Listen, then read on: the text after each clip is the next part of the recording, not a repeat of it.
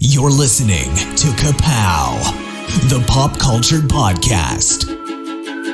Comics, television, movies, and more. If it impacts fan culture, we have something to say about it. And now, your hosts, Jordan, Cliff, and Seth. Hello and welcome back to a special episode of Ka-Pow, the pop culture podcast. We've got a top 10 for you, which we know you'll enjoy. My name is Jordan Lowe. I'm Cliff Barnes. Seth. And Rust. Oh, sorry. See, Zoom. That's how we do it. Damn you, Zoom. We talk over each other and even our esteemed guests. Welcome, Russ, back to the show. Hey, Russ Cassidy, yes. He comes for the best stuff. Video games and toys. I mean, hey. I wish that's all I came here for. Me too. So this is your second time on the show, and I don't remember how long ago we did video games. It seems like forever ago, but it probably wasn't that long ago. At least a year. It's been a while, yeah. Yeah. So what do we do? What's the top 10? Well, we are in the midst of quarantine procedures here in Ohio.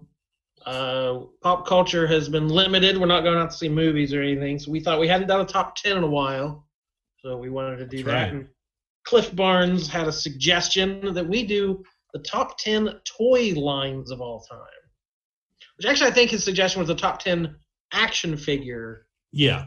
He tried to shoehorn us into that, and I wasn't having it. We thought maybe expand it. It doesn't have to be an action figure. It could be any sort of toy, any brand, any type of toy. Yeah. But there are going to be stipulations. Otherwise, we'd have, there's no video games. Right. It has to be a toy. No board games. No BMX bikes. Those are all different shows. No skateboards or big wheels, no sporty things. It's not like they try to enter toys in the Hall of Fame, and I think the first one was like a stick. Oh, no, none of that garbage. Toys. We want toys. It was interesting researching this and actually seeing all the different things, and I'm like, these are games. Atari is not a toy. Right. It's just right. Yeah. So, sounds like you're on the same page. And here's how our new way of doing a top 10, at least this time, we'll change it up all the time, but the way we do it now is we're just going to each take turns nominating something to be in our top 10. And we'll throw it out there, discuss that toy line to exhaustion, and then decide as a group whether we think it should definitely be in the top 10, definitely not, or if we're going to put it to the side to pick from a pool later to fill in the top 10. Right. So it's a community top 10. This is the Ka-Pow top 10, and your pick, Russ, is just as important as ours. You're on the show, so you are helping cement this in there. And we had a few suggestions from our Facebook friends, so we'll throw those out as well. Mm-hmm. Yeah. We're going to the whole point is to get to talk about a bunch of toys, so right. We'll talk about everything we can think of. And I threw in there, I wanted to throw in at the end of this whole thing, I thought something extra we could do for a change with this subject is we could all we'll pick our favorite toy manufacturer, our favorite toy company, not a particular line, but who's the best? Is it Mattel or Hasbro, whatever it is? So, what a twist.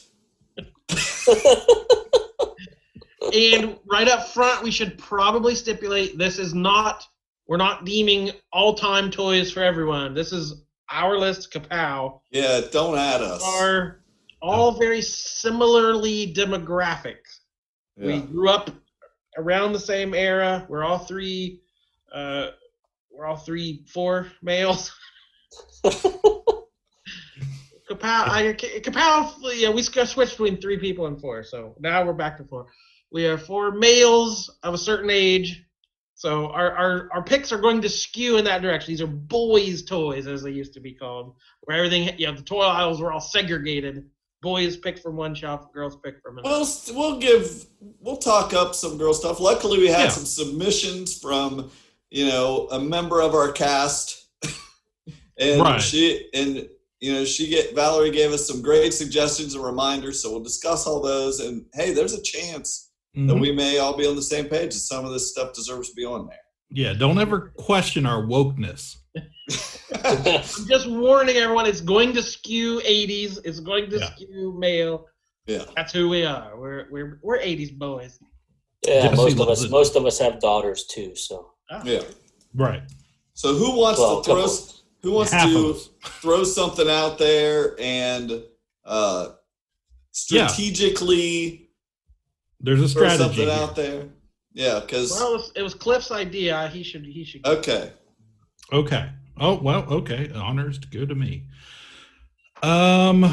Let's throw something out there that isn't too obvious. So for me, one of my earliest lines I collected, and it's a line I remember being very excited about. I remember when they came out in '85. Remember the first one I had, and I remember what store I bought it at. Oh my God. It was the Kenner Superpowers line, the DC Comics, because I know you guys love DC. DC Comics line that came out in '85. It was, I grew up watching Super Friends in all the iterations of that show. So this was the first time I could have the toy that matched somewhat the show. Coming from the farthest reaches of the universe to challenge the worst villains on Earth are the most powerful heroes ever in the battle of the Superpowers Collection. What's this? The dam's about to blow and take Robin with it? Who'll stop the Joker and Luther? Aquaman! Kenner's new Superpowers Collection. Figures with power action, each sold separately with its own mini-comic. Aquaman, help! Who can help now? A power ring, a power action punch. It is the bomb! Can this madness be stopped in time? You did. The first one I had was The Flash, and then I got Batman very shortly after that. And I just remember collected a few more, and then that following Christmas, would have been Christmas '85, I got the rest of the entire original line, the figure set. And the Wonder Twins? No Wonder Twins. It had no Gleek. No Gleek, but it had really cool villains. It had the Joker and the Penguin and Brainiac, all these and other cool hero characters that you couldn't find, like Hawkman and Green Lantern and Aquaman. Aquaman. But it had really cool accessories. The Batmobile was a really popular one. I had the Batmobile. They all had play functions too. Most of the figures, if you squeezed their legs, they punched or twisted around or whatever. And then the vehicles had, the Batmobile had a function where it had a battering ram on the front. When you push the button and it shot, you could hit your villain before you ran him over. It also had the Hall of Justice, which was also doubled as a carrying case, but it was a big, huge one of the better play sets of the 80s, I thought. It looked except it was yellow, but it looked just like the Hall of Justice on the show. So yeah, I didn't have any of these toys, but my neighbors had a handful. They had the Hall of Justice, but they left it in the yard. That was where they kept it, just sitting out in the yard. And even at that age, it broke my heart that they had this amazing play set and they were taking zero care of it. All right, so that's not a shoe-in, I don't think, right? Does anybody feel like that immediately needs to go in the top 10? It's a good pick. I hadn't actually thought of it, but that's a very good pick. Yeah, I hadn't actually thought of it. I didn't know any. Thanks, guys. You're really helping me out. It's still in there. We can pick from it later. It's right in the top of the pile there. It's one of one right now. Yes, if we had to stop now, it's number one. But yeah, for comic book fans, that's an important line. Like after Mego, like that was where we got. Yeah, and this is the way I always heard it was, if you remember back then, this was the set that inspired the Marvel Secret Wars collection that came out shortly after, the guys with the shields. They came out as competition shortly after that, but this line was way superior. All right, well, let's go. Let's let our guest throw a line of toys out there. What do you got? All right, this one might be one of the more predictable things. Yeah, I know what it is. but seeing my son play with them and my daughter playing with them, Matchbox / Hot Wheels race cars, little race cars. Hot Wheels Flying Colors cars, $4.75 gold. They're bright, competition gold.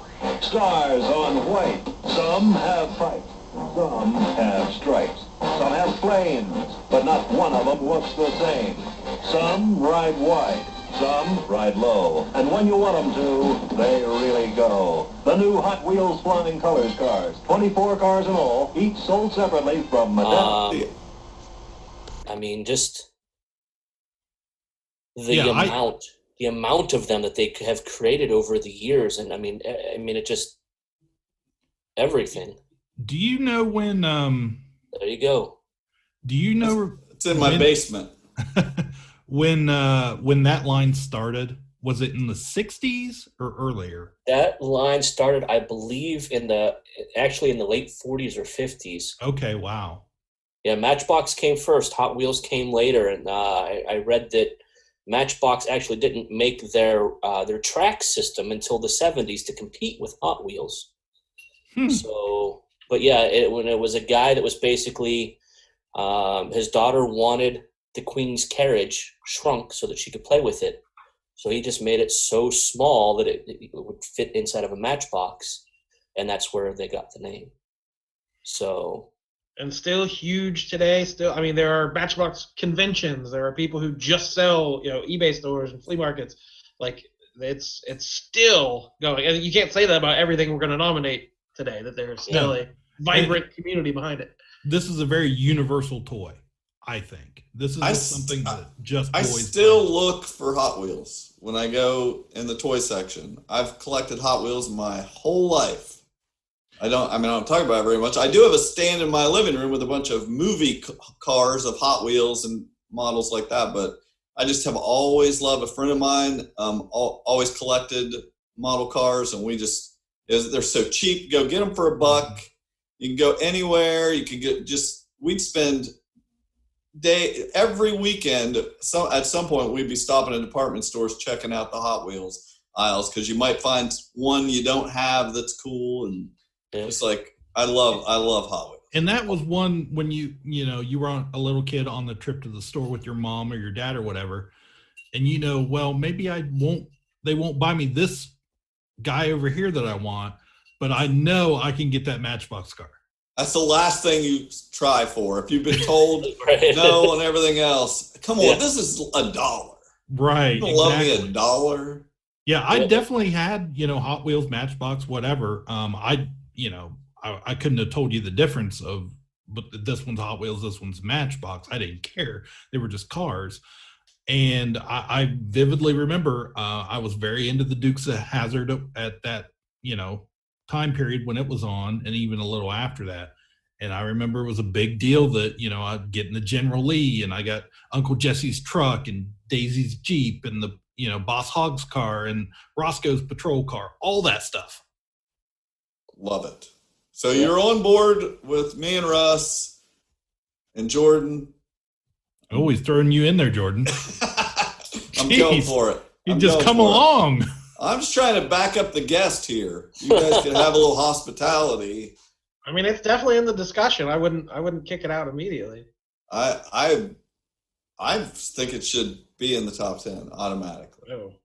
Russ, how strongly is this one of your top things? I mean, I think this is, when I looked at the toys that had replayability, can be played by both boys and girls.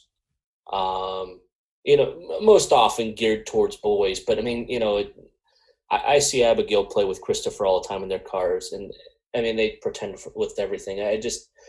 To me, I had it pretty high up the list, top 3 for sure. Yeah, it's definitely in my top 5. Yeah, I mean, personally, it wasn't, that high for me, but I totally get it. Like, I understand, these have been around for, 40s or whatever we were talking about forever. This has got the longevity that's still popular. Like, I totally get that this could be top 10 right here. All right, Cliff, you talked me into it. I'm on board. Put it in the list. All right. Cliff's passionate speech there just won me over. He's like, Cliff's like, what happened? Okay. All right, Jordan, what do you got? Ninja Turtles off my list right now. Why be coy about it? I'm going with my number 1 right out of the gate. We're going to add the second one to the list here. Began in 1964 as a line of 12-inch figures and the 4 branches of the military. Hasbro's G.I. Joe, were the ones we know and love, the Real American Hero, 1982. He'll fight for freedom wherever there's trouble. G.I. Joe is there. It's here, the G.I. Joe collection. Infantry Trooper, codename Grunt. Bazooka Soldier, codename Zap. Motor Soldier, codename Short Fuse. Laser Rifle Trooper, codename Flash. Ranger, codename Stalker. Communications Officer, codename Breaker. Machine Gunner, codename Rock and Roll. Counterintelligence, codename Scarlet. Commando, codename Snake Eyes. Each sold separately. G.I. Joe from Hasbro. Shrunk down to 3 3/4 scale. Blew up pop culture. It was my first, I don't know the word fandom or whatever. I don't like throwing that word around, but it was the first thing I loved in pop culture. And I don't know, it's still one of my favorite things today. Still one of your favorite things to play with? Is that what you say? I still read the comic. Mr. Larry Hama still puts out a comic every month. Yeah. Well, yeah, this is I loved G.I. Joe, of course, and bought tons of the figures, read the comics, just watched the cartoons. It was on 7 o'clock Saturday morning. I had to set an alarm. It was the only day of the week I would as a kid. Get my beanbag out, pull it in front of the TV, and watch G.I. Joe. Pew, pew, pew. Yeah, I was definitely. I was very proud of the collection of G.I. Joes I had as a child. Definitely top 3 for me. Watched the cartoon every weekday afternoon. It was on after school for years and years. I didn't care if they reran the same episodes all the time. Did not matter. Could not get enough of G.I. Joe. And it was interesting, when the quarantine started, Hasbro released the original series to YouTube for everybody to watch. And the amazing pop culture reaction, 40 years later, really surprised me how popular to this day that line is. I mean, for, folks our age, that was a major thing in our life for a long time. It was huge. I mean, the universe that they built and then built. I mean, it's the characters, everything. I mean, they've tried to revitalize it a couple times with a couple very poor movies, but at the same time, the cartoon and the figures were just outstanding. I mean, even the posability. There was no other figure like that had the articulation. And I think that was really the first one that had the word articulation. Yeah, exactly. Yeah, that's what I was reading up on it today. It said they wanted to get it down to the Star Wars scale, 3 3/4, but they wanted a little bit more, the elbow joints and stuff to give it a little bit more, and then the accessories they put on. And it's just super innovative as well, because there were rules back then about advertising toys and what kind of commercials you could have. So they decided to make animated commercials. So they basically aired little 30-second cartoons, and they're like, we're not advertising toys, we're advertising this cartoon. Isn't it cool? And then they put out the comic book, and that took off and became one of the best-selling comics of the 80s. And it was all just getting you to buy the toys. every issue of the comic, like, hey, jump in this new Jeep, guys. We got to go fight Cobra. And it's like you read it now and you can see it so plainly that they just keep introducing characters and vehicles and playsets. But the vehicles were just so awesome. Yeah, and the original carrier. Just... yeah, the USS Flag was like 8 feet long. The original 13, I think, was it 12 or 13 in 82? I think it was 13. Sounds right, yeah. Yeah. So the original line was a little bit different in the joint and the head movement, the elbows, and I think at the forearm, they were a little bit more straightforward than the ones we probably actually remember, unless you had a bunch of those. They were also all more realistic. They all wore the same, green uniform variation. I still remember the first one I got. Do you guys remember the first figure you had? I thought you were asking us if I remember the first figure you got. Yeah, I was going to say. The Flash! The Snake Eyes? It wasn't Snake Eyes. It was Stalker. I remember I had Stalker. I knew the first one I got was Firefly. Okay. And then I got the Vamp with Clutch. And then shortly, I remember a birthday or Christmas shortly after that, where I got the Wild Bill and the airplane. No, the helicopter. Helicopter. So yeah. This is a sure thing, right, guys? It's going on the list. Yep, on the list. But you have to give credit to Larry Hama there, where the figures in conception were just generic army guys. Mm-hmm. So he wrote all the file cards that went on the back, gave them all names, personalities, backstories, hometowns. So you could really fall in love with these guys and have favorites. This guy's from Columbus, Ohio. I know where that is. It just made him so much more alive. That's where Grunt lived. Yeah. The best Grunt. But he based the characters on a lot of people he served with in Vietnam, correct? Yes. And then took the comic, the assignment nobody wanted. Nobody wanted to write this comic. It was a toy tie-in. And turned it into just a beloved 80s run of comics.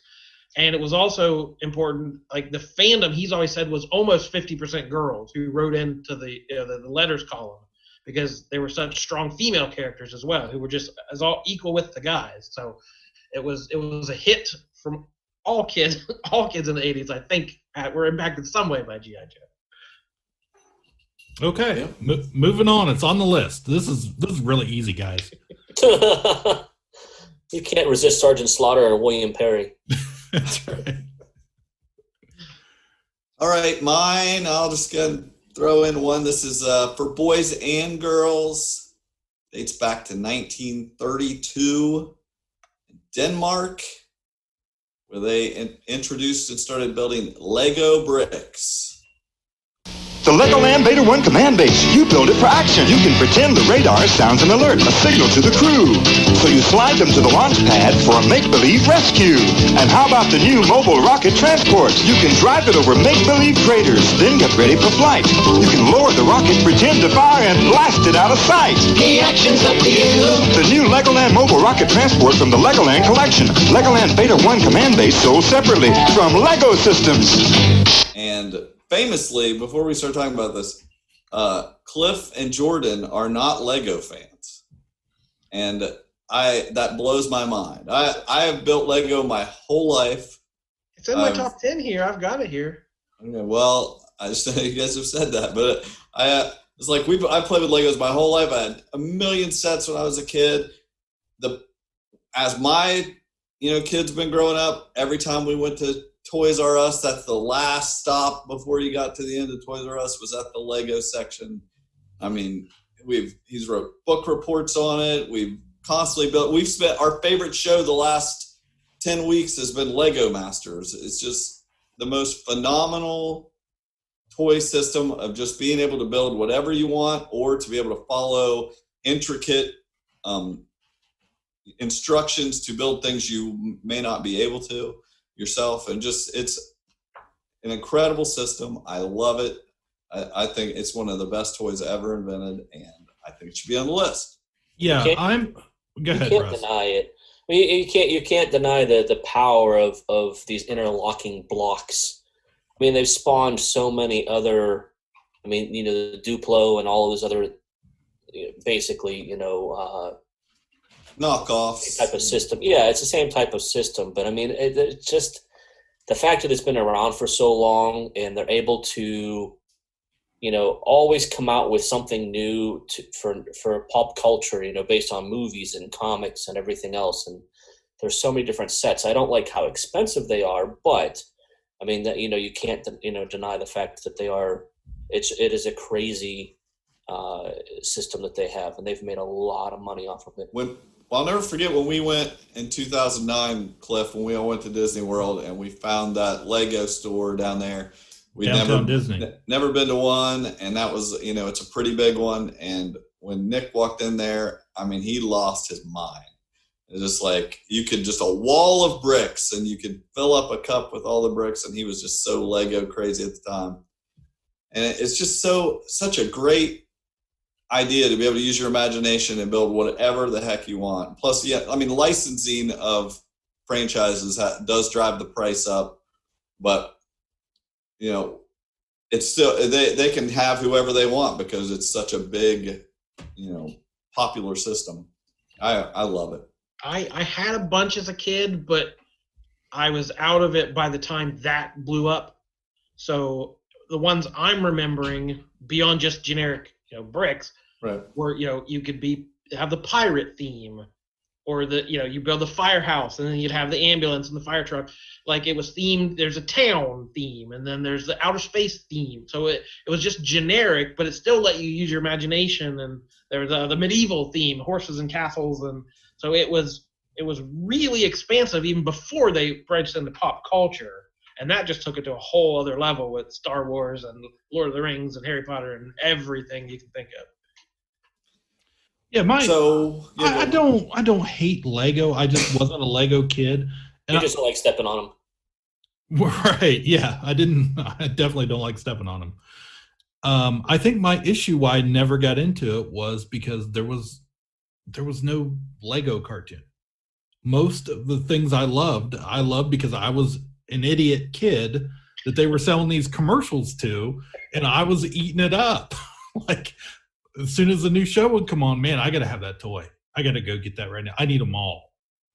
So it's got to be on the list somewhere, right? Sure. All right. I even sent away it was a little tool that was like a little wrench thing for if you had two pieces stuck together. It was a way to like pry them apart. So when I play with them, I had kept my handy tool with me as well. So I never had that problem of the Legos, the little skinny pieces all stuck together. All right. We got back to Cliff. 8 minutes. Okay, you do yours, then we'll start over. Okay. Okay, so my turn. Let's throw something out from the 80s. Mask. Mask, where illusion is the ultimate weapon. Convert Switchblade to jet mode. Surprise, Mac Tracker. It's mayhem. Battle station. Protect the decoder, Bruce. I'm going up. Stacks ready to fire. Mask, Switchblade, Thunderhawk, and Rhino. Fire! Each sold separately with action figure. Cover me, Matt. 10-4. Sato's getting away. But you're not, Mayhem. Mask, Switchblade, Thunderhawk, and Rhino. Each sold separately. New from Kenner. Hey, I didn't laugh at Legos. Yeah. Did anybody hear? I never even heard of Mask until like a year or two ago when you guys were talking about it. Yeah, Mobile Armed Strike Command with a K. It was. If I'd have known it had a K. That's right. It was. This was one of those shows though that had a great TV theme. Probably the best '80s cartoon theme song. Better than G.I. Joe. I have to say. But this was, it was a great theme song. But this was a line. It came from Kenner Toys. They were part die-cast. It was 2-inch figures, I do believe. Every figure had a different mask that matched their uniform with a different power on the show. And then they all had their own vehicle. You had the good guys and the bad guys, the Venom versus Mask. Mask were the good guys. Matt Tracker had the Camaro, like the Z28 Camaro. The wings popped out, and it would fly. But the thing that made this great was this line looked like the cartoon you watched every day.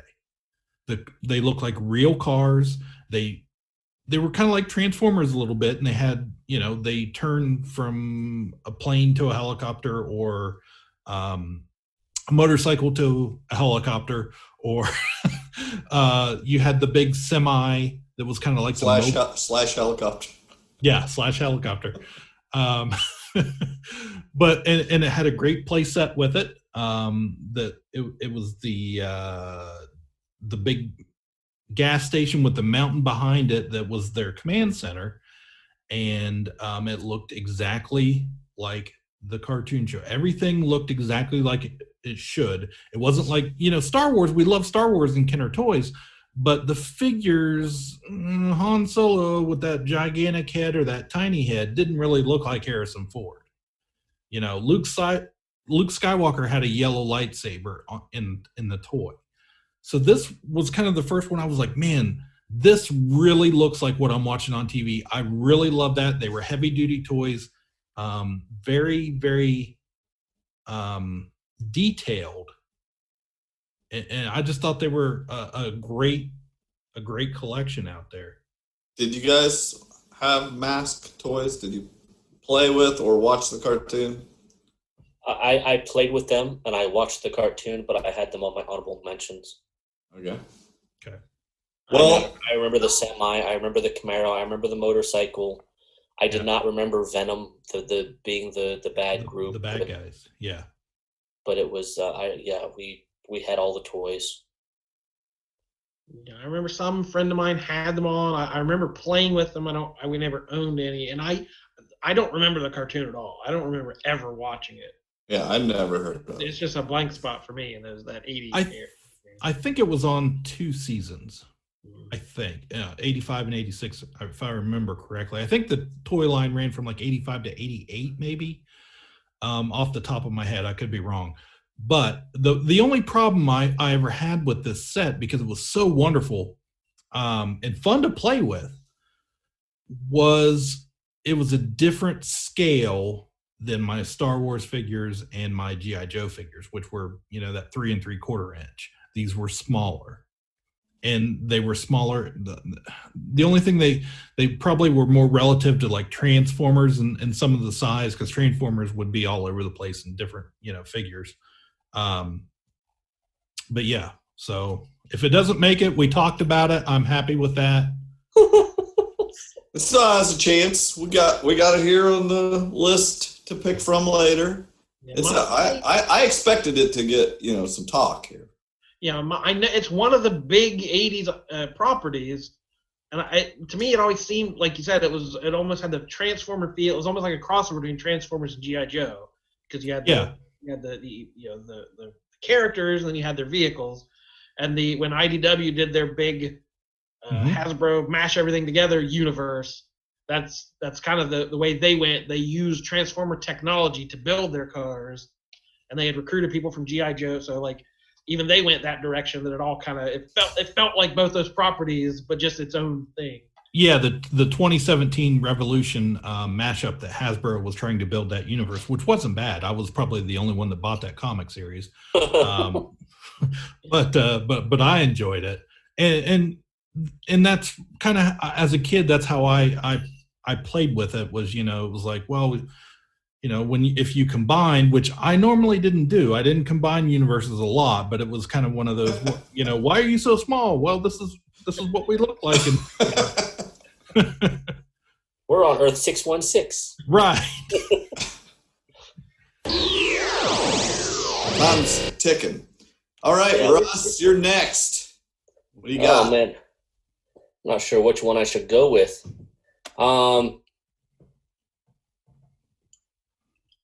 I don't know if you guys will consider this in the top 10 or not, but it's something that my kids have been like begging to play with like constantly. And that is Play-Doh. Play-Doh. They love it. That's That's because they can do so much with it. You're the Play-Doh boy. Right. Kids love to squish it and squash it and roll it. But most of all, kids like Play-Doh because they can make anything they imagine. I remember you. I remember you, too. Play-Doh. Touch me like all this, Mommy. Oh, I had a little help. Play-Doh. Oh, wow. Which started off back in the 50s or 60s. Some guy basically used wallpaper cleaner because it was mashable. And he ended up getting a lot of requests from schools in Cincinnati. So he started sending it out to all these schools in Cincinnati. And it started getting packaged and colored and everything else. And now they make all those. I remember playing with, as a kid, there was a barber shop. Yep. Like you squeeze the Press handle the and thing, the hair comes out. I mean, yeah. Cut it. Yep. And my 4-year-old's still beg every day. Can we put the Play-Doh? Like, yeah, we can. But you know what? It's only going to last 2 days because you're going to leave it out and it's going to get hard. Well, I also had Play-Doh in my close to the top 10. I hadn't figured out if it's in there or not, but it's definitely a contender for me. I love Play-Doh. I love getting that out and, playing with my kid, playing with it when I was a kid, all the different things you can do. Just squeeze it, make it spaghetti. That's the main, basically you're just squeezing it through things. Yeah, Awesome. I would have never even thought of Play-Doh. Oh, yeah. Like, it didn't even cross my... You can't leave it out to the air for very long, but, you got to make sure to put it away or it's trash. The dog eats it. Yeah. Gets in the carpet. Mom's It's really carpet, salty. It's in the carpet.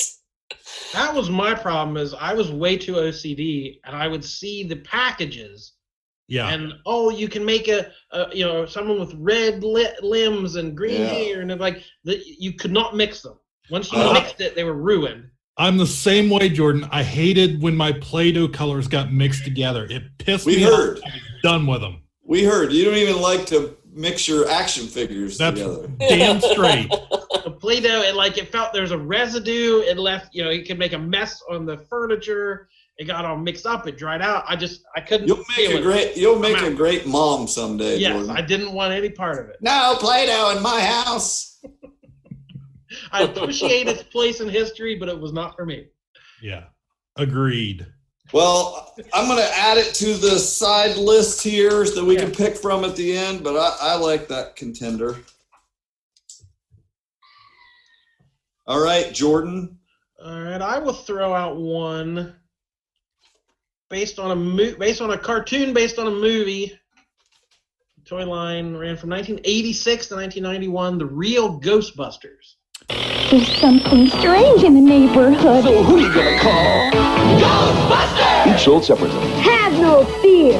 Venkman, Stampy, and Spengler are here. So are these ghosts. They've got ectoplasm. We've been goofed. Now what? Stay Puft Marshmallow Man. Let's show this pile of dessert who's boss. Activating Trona Blaster. We ain't afraid of no ghosts. Peter Venkman, Ectoplasm, Stay Puft Marshmallow Man, and other figures each sold separately. Ghostbusters, new from Kenner. Oh, I had this too.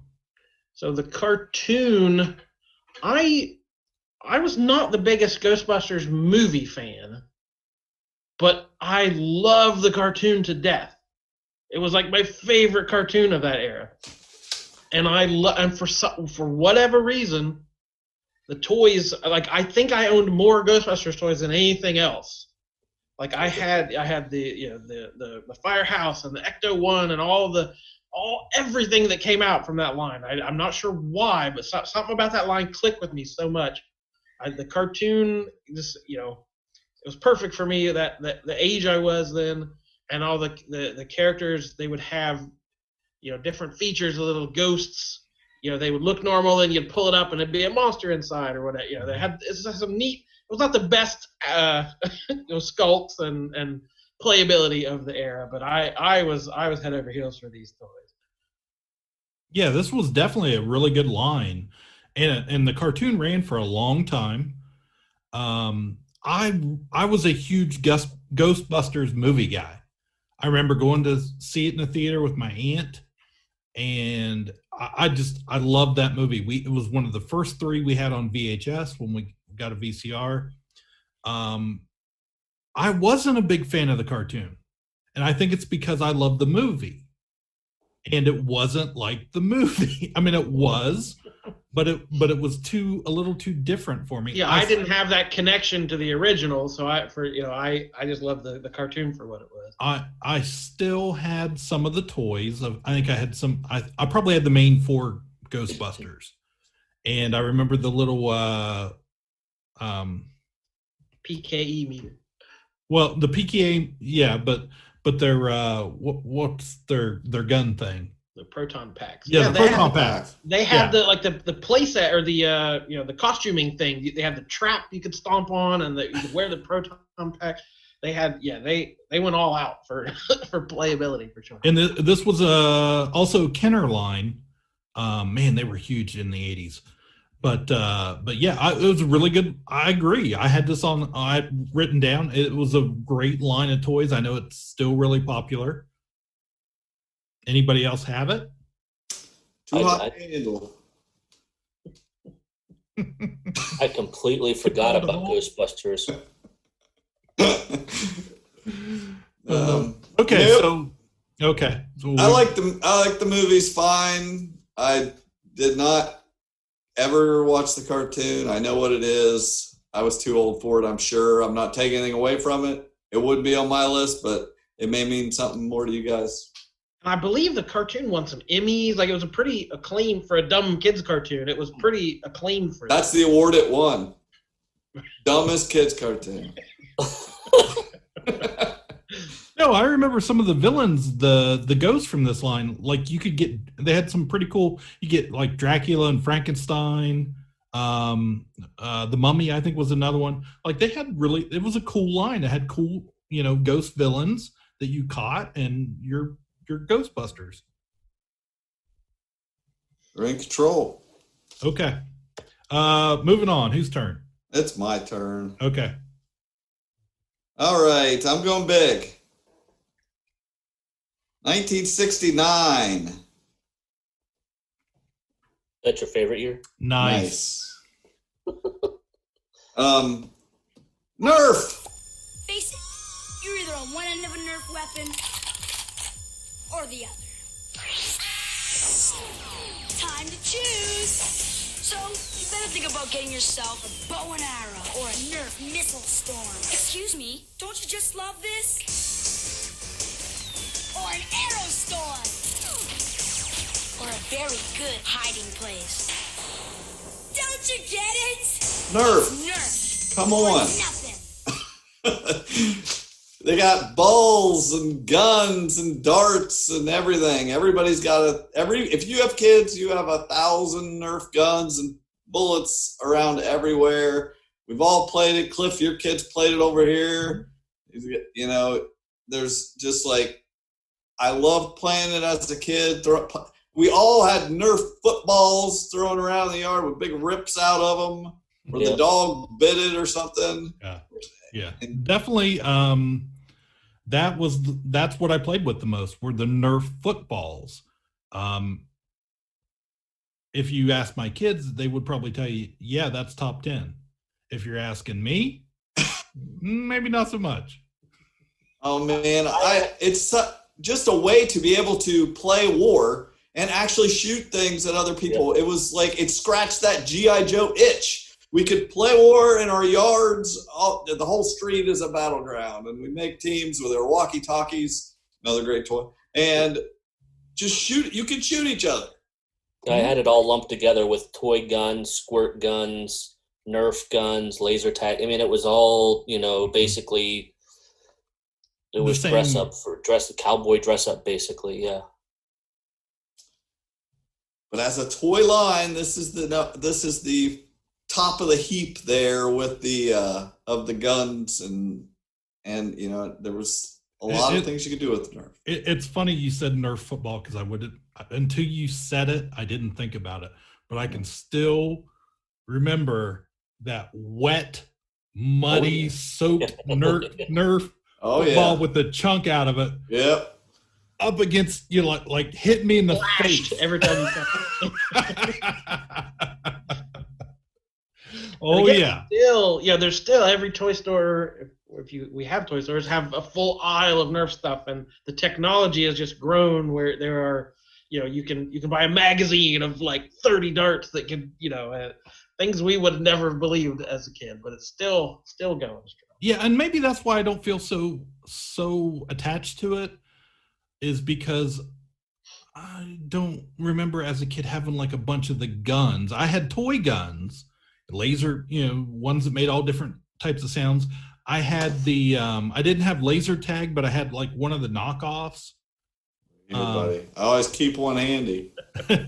And but I don't remember having having the Nerf guns. I remember like the cheap single shooter dart guns more than I remember the Nerf brand. Well, I had in my honorable mentions, where this is probably a good time to throw it out there, was the brand was actually Aviva, but it was basically like Nerf, these foam baseball bats, and it was a set. You get a bat and a ball. If there was one toy in my childhood I played with the most, it was probably that. My brother and I would go to our neighbor's house every single day of the summer and just play baseball. Came in red and blue. We had the red one, I think, and then they expanded the one. It was called the Sound Swing. It had a little hard ball in the middle. When you swung, it popped up and hit the top, so it made it sound like crack, like you'd really crack the ball. So it was just perfect for our yard. Like, we used tennis balls, and if you used an aluminum bat or a wooden bat, the ball would fly into the next county. But these foam bats and a tennis ball were just perfect for the for the dimensions we had to play with. And it was literally every day. Just grab our bats, head down the street to Jeff's house, and we were playing baseball all day. Okay, final thoughts on Nerf here. It doesn't sound like you guys have figured out yet that this is supposed to be in the top 10. But it's also a little too much. It's too broad. Is it? The Nerf. Sports equipment, okay. darts, or Nerf guns. That's what I'm talking about. That's what I'm pressing on. Nerf guns and darts. Being able to shoot Nerf things at each other. It's huge. Every house with a kid has it. Let's throw it in the pile and circle around back. Our pile is increasing. Yeah. We have a big, huge pile. Some of the other ones on the pile are starting to look pretty stupid now that Nerf's next to it.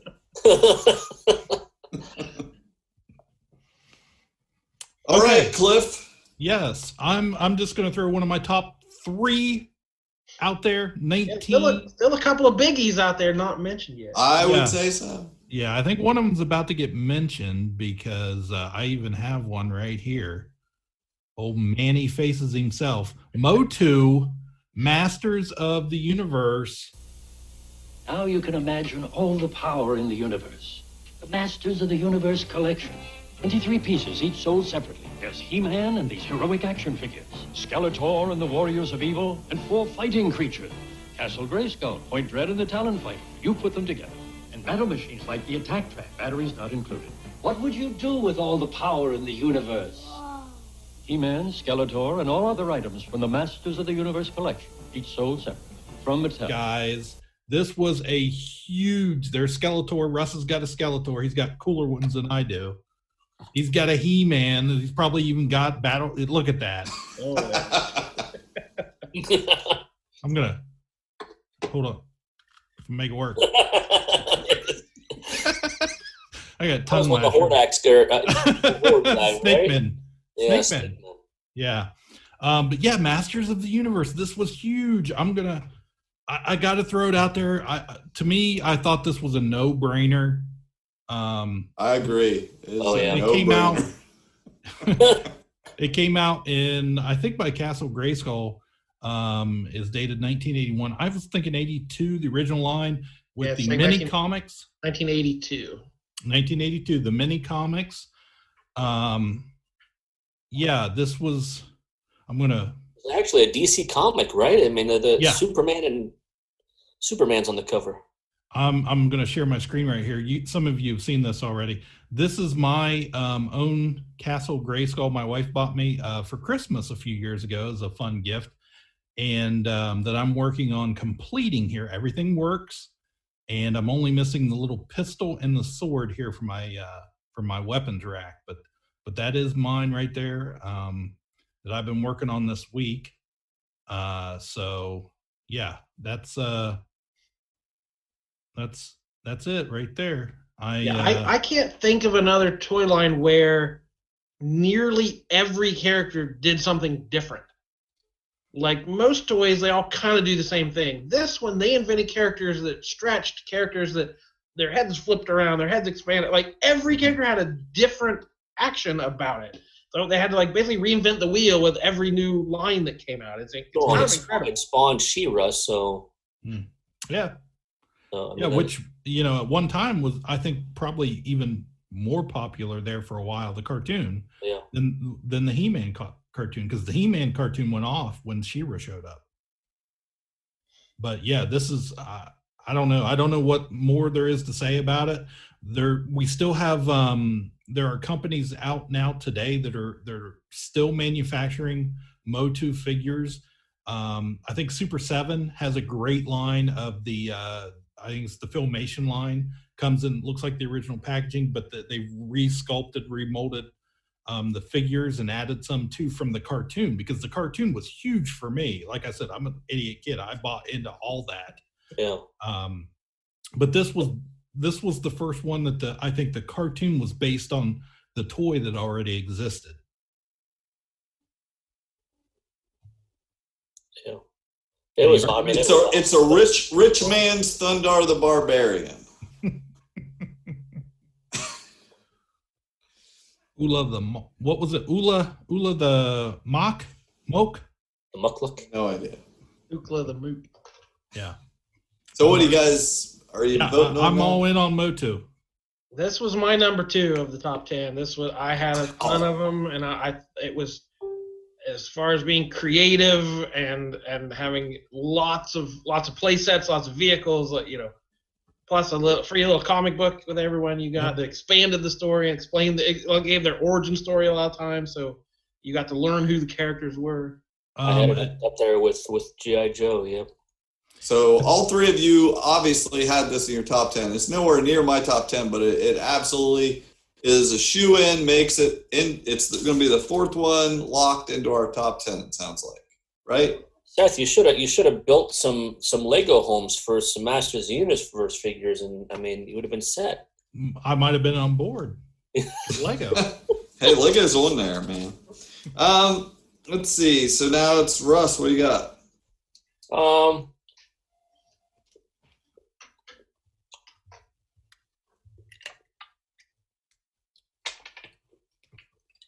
He's got props.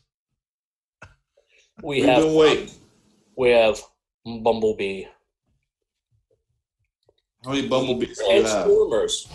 Tired of losing battle after battle in the sky, the Autobots create the ultimate robot jet, Jetfire.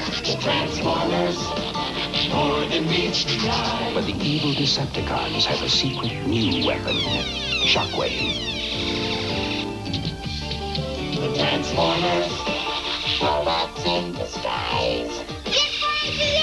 Shockwave will stop him! The Transformers. From Hasbro. How many Transformers do you have? Oh, man. I don't even know. A lot. Here's the G1 Bumblebee. Yeah. So I don't have an extreme amount, but I have what I've actually collected are the oversized Transformers. Like this Bumblebee is actually, I mean, he's like 8 inches tall. I mean, he's nowhere near the right. G1 size. Their scales were all over the place with the toys. I mean, you know, Devastator was like 8 inches, 9 inches tall or something like that, and Optimus Prime was like 5 inches. They just didn't line up with the cartoons. Well, they were different toy lines, right? Right. In Japan, so that they mashed them up all together, and whatever, they were all different sizes. Right. Takara Tomy, manufactured the toys, and then they paired up with who was, I don't remember. Hasbro. Hasbro. I mean, it's just insane.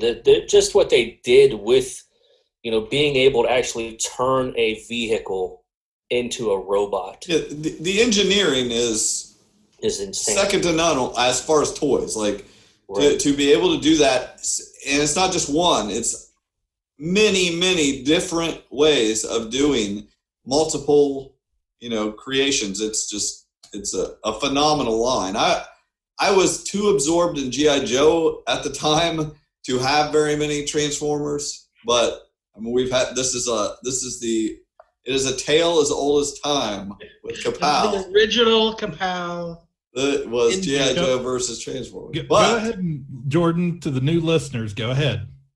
Yeah. Dating back to some of our very first episodes, we have a theory that if you were a kid in the 80s, you were either a G.I. Joe kid or a Transformers kid.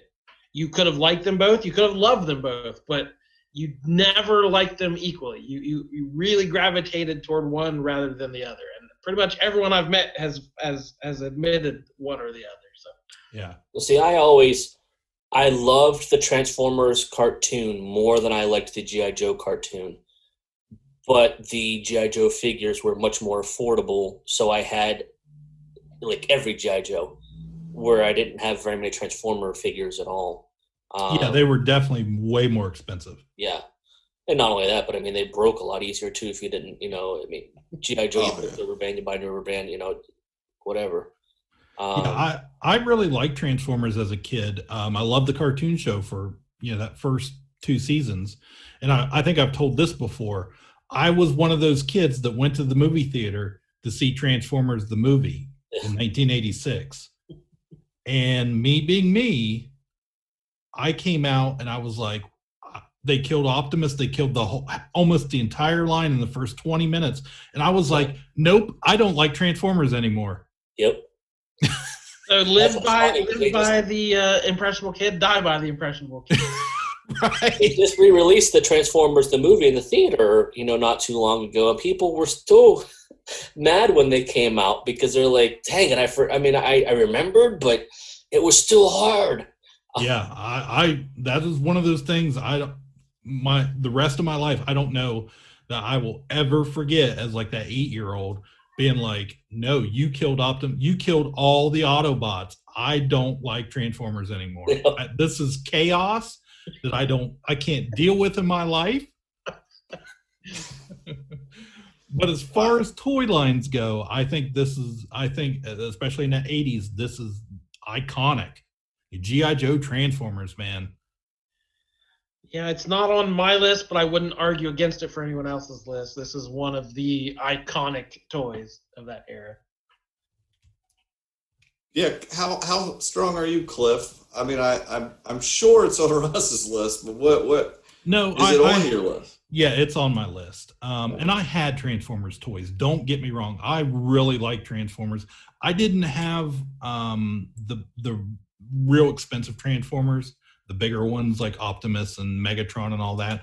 I was one of those kids that what we could afford were the He-Man and the G.I. Joes. So I got the Bumblebees, the there was a little plane. I had some of the planes, but I had some of the Constructicons, and I had quite a few of them that I always enjoyed. So, and the bigger ones were harder to transform a lot of times because they were more intricate and complicated. So I think I like the simplified, smaller ones.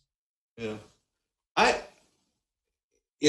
guess for me, it's not in my top 10 favorite toys, but it when I made my top 10, for me it is in the top 10 toys. Yeah, it or not, this was a revolutionary line. Yeah, it's not. It was never my favorite. I didn't collect them. I had a couple like everybody else. My kid had maybe 1 or 2 in his life. None of us ever got into it really, but it's undeniable as far as a line of toys. I don't know how it wouldn't be in the top 10. So I have no problem putting it in there. And it's another one that stayed fresh in pop culture. Love them or hate them, the Michael Bay movies come out every couple of years. There's been different animated incarnations every couple of years. So it's it's every generation since then has known what the Transformers are. Yeah, absolutely. So it's locked in there. Jordan. All right, I get next pick. I gotta say GoBots. No. Leader 1. I'm Sidekick. gonna go with a little more recent toy line. I'm gonna say Marvel Legends. Standing at 14.5 inches tall. This figure features over 30 points of articulation with an impressive range of motion, allowing you to get him in some really dynamic poses. This figure has awesome deco, even has some great textures, from his pants to his skin, even the detail on his face. Started out at Toy Biz and has moved to Hasbro in later years. It started off, there was a line called Spider-Man Classic, and it was the first one that started. It packaged all of them with a comic book in behind and a cool base for them to stand on. And they said, oh, this is work for Spider-Man. Let's do it for all these Marvel characters. So in 2002, they started it. And this is the problem with like any of the comic book toys I've had over the years. Most of them don't last that long. Or there's a series, it's Secret Wars. It's based on this one thing, and it's out for a year or two, and then it goes on to the next thing. Well, yeah, Marvel Legends are still coming out from 2002. We're almost into 20 years of these toys. So when Wave 1 came out, I thought they were amazing. It was Captain America, Hulk, Iron Man, and Toad. Toad made it to round 1. I'm not sure how he got out of the gate first, but the stands they had him on. Captain America had an American flag behind it. Some of the later sets, Daredevil's behind like a stained glass church window. The X-Men were on Sentinel parts that they had blown up. So it's a really cool base that it came with, and they started the Build-A-Figure fad where you'd get the left leg of Galactus or a Sentinel or that kind of thing. And also came packaged with a classic issue of the comic starring the character. So I loved everything about the packaging. I loved the format of it. And the figures were super cool. But when that first wave came out, I'm like, oh, these are really great. But I didn't buy any. Because I'm like, if I start buying these within a couple years, they're going to go on to something else. It'll be a different scale or a different type. But then like Wave 2 came out, and I think it was some Fantastic Four, The Thing, and Human Torch. And those looked really cool. So like, I'm going to start buying these. So I found a couple. I never did find the Iron Man, but I did find the Cap and Hulk. So I started buying them back then, and thankfully they knew they had a winner, so they've kept this same the same style going. Because as I said, I'm OCD and I'm not a completist, but I'm close enough where I don't want to collect half the figures I want, and then they'll never make the rest of them. So for the longevity, for the look of them all, the comic accuracy, and the ingenuity, I got to go Marvel Legends. How many of those do you have? I'm not sure. They're all in a box right now at the moment. I don't have anywhere to display them, but I've got 25 or 30 of them probably. Like, who do you have? Like the Avengers, Spider-Man? That kind of stuff. Spider-Man, Daredevil, Fantastic Four. A lot of the X-Men. They're excellent. I mean, those figures are incredible. It's a great line of figures. I thought about them, but it's just like, they're aged out as far as playing with them, and I'm sure there are kids playing with these toys. Like, how much do they cost a piece? They were around the $20, $25 mark. Yeah.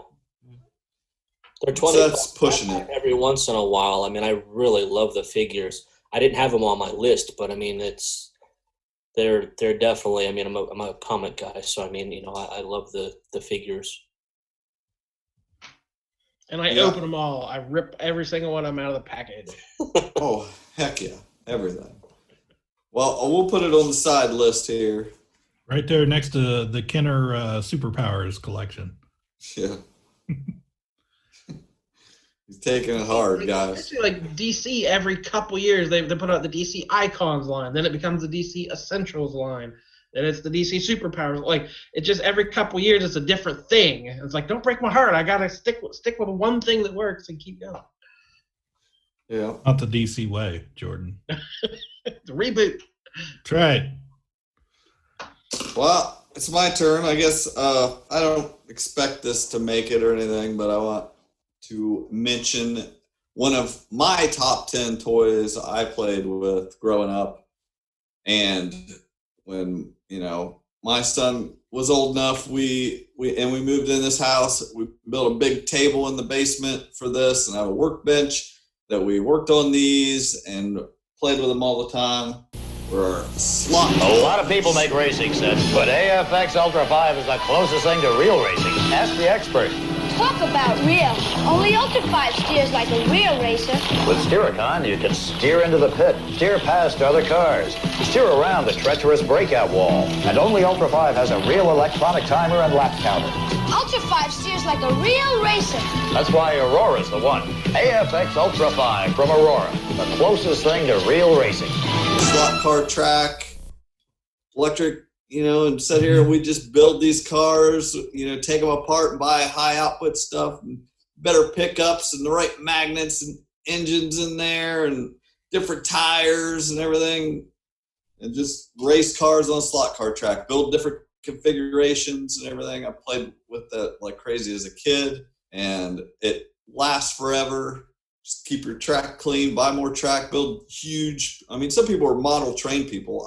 In fact, that never even crossed my mind whether that qualifies as a toy. I mean, I'm sure that's a huge thing, but it's like we were racing slot cars, all the time growing up, and now with my kid, and that was definitely in my top 10.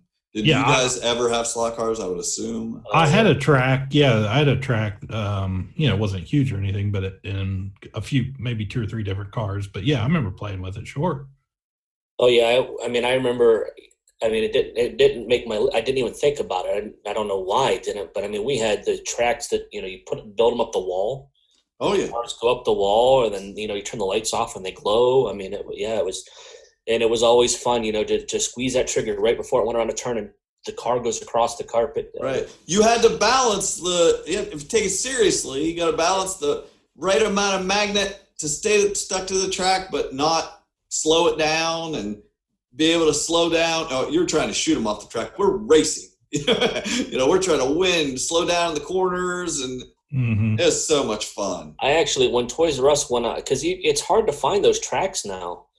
Yeah, you have to go to hobby shops and pick up people's that have sold them over the years. Like I just have a bunch of people's old track that I cleaned up. So I went, and when Toys R Us was going out of business, I went and bought some of those. Is it Anki? The Anki, it's basically it's a flat track. Yeah. You have your cars on there and you drive them with your phone. I don't know if I'm guessing it runs to Bluetooth or whatever, but you put the app on your phone and the cars stay on the track just like before, but there's no little like notch from the car that sticks down into a slot on the track or anything. Right. And then you have special abilities for the cars. Now my kids aren't old enough. I have them all still in the box, so I'm hoping that we get to play them here eventually, but I bought extra track and everything, but they were really cheap when Toys R Us was going out of business. So. Oh yeah, we get some glow in the dark track or striping. Get some cars with headlights. Just shut all the lights off and race them. It's a good time. I can definitely hear the sound. Oh yeah. Oh yeah. Slot car, I'm hearing the sound. Yeah, you're hearing. Sometimes you had to clean off the. Yeah, you gotta get your steel wool. Eraser. Yep. Oh yeah. That is in my personal top 10, but it doesn't sound like anybody's gonna gung ho about it. But I'll put it on the side list here, and that takes it back to Cliff's turn. Okay. I'm gonna throw one out there. Valerie mentioned on our Facebook page today that kind of brought some memories back, and you commented on too. And if we're gonna do a girl dink dink toy, dink dink, strawberry shortcake. Strawberry shortcake, every little girl loves how you smell, loves your wonderful world. Mothers, it's where lime chiffon, butter cookie, angel cake, cherry cuddler, and sour grapes All of Strawberry's friends are scented and come with their own pets, where they ride in the big berry trolley, play in the garden house, and where lovable new baby dolls, baby strawberry shortcake, apricot, and lemon meringue blow sweet-smelling make-believe kisses. Bring your little girl to see Strawberry Shortcake's wonderful Very world. popular. It's from Kenner. And back in the 80s, late 70s, 80s, I'm not sure. Somebody should look that up. I'm not going to. But much like Valerie, she shared, all these pictures of things that my sister had all that stuff too. Just all the kitchen thing. And we had sheets and all the little figures. At the time, she collected the figures of Strawberry Shortcake and all those, and they smelled. I remember they each smelled like Strawberry Shortcake was. Right, strawberries. There was blueberry muffin and apricot and all them. I don't know characters beyond that, but then there was lemon meringue, maybe. Oh, that sounds right. My mom decided that I was collecting Smurfs, and she would buy me when she'd get my sister those, she'd get me Smurfs. And I think they sold them like Hallmark or something. And every time she went there, I must have 50 different Smurfs. I didn't even know there was that many, but that was when the cartoon was on, and but it was a line. I didn't have a sister, but my cousin, her and I were the same age. We were, she was the closest thing I had to a sister, and that was the one thing I remember her always toting around was that collection, all the dolls, the Strawberry Shortcake, and I remember this. I remember the smells and the bed sheets and that whole mess. It was a huge, popular, I'd say early to mid 80s line. Of course it had a cartoon. But yeah, I think they're out now. You can go to Walmart and buy them now. Wow. They redid them. So everything's coming back. So right. But it's a timeless concept. I mean, as far as toy lines go. But I just thought I was like, well, what's a Ka-Pow girl line? It's not really Barbie. That's what I was gonna say. It's like obviously the number one known is Barbie, and a lot of that is being able to dress them up. That's a lot of fun with that, is being able to buy clothes and put them on and stuff. But there's other products that you can do that too. A lot. I mean, all kinds of dolls have different clothes, and she, put out Cabbage Patch dolls. That was the biggest thing at that time. I remember my people were making their own. My grandma would buy the heads and make bodies for them. And sell them on the black market. Save the money. Cabbage Kids. We all got Cabbage Patch Kids for Christmas that one year, and it just like. You still have yours? No. Well, we had them all. They had them all sitting on the couch with my brother, who was a baby at the time. There's a picture of all the Cabbage Patch dolls and him. He's the only one we kept. But we just liked his outfit. But you could dress them up, things like. And now there's Build-A-Bear. You go Build-A-Bear, and you can change the outfits on that. I think that's a very popular product. Huge. Yeah, definitely. That would be more our kids' generation, right? But yeah, definitely, sure. They're every mall in America, right? Right, and that's also very boy and girl. Played with Build-A-Bear. You can build anything. Make any kind of. It doesn't have to be a doll baby. It could be a teddy bear. It could be a turtle. Now they've got a baby Yoda that you can order from Build-A-Bear. Anyway, I'm not. But anyways, it's funny that my experience with Strawberry Shortcake is very similar.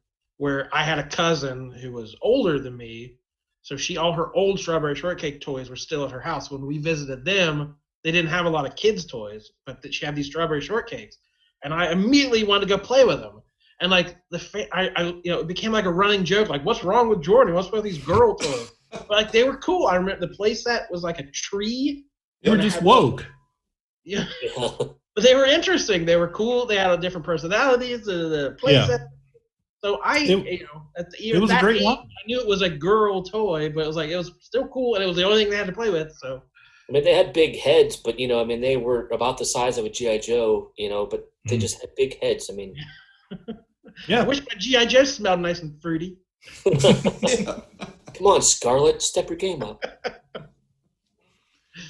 All right. So, what are we doing? Are we throwing this in the pile, or are we just throwing it out? For now, we'll put it in the side pile here. Decide how serious we are. All right, so let's go ahead and just knock it off the list. From Kenner's Star Wars collection comes the Stormtrooper, the Sand People, and all 20 action figures, including new Hammerhead, Snaggletooth, and more, each sold separately.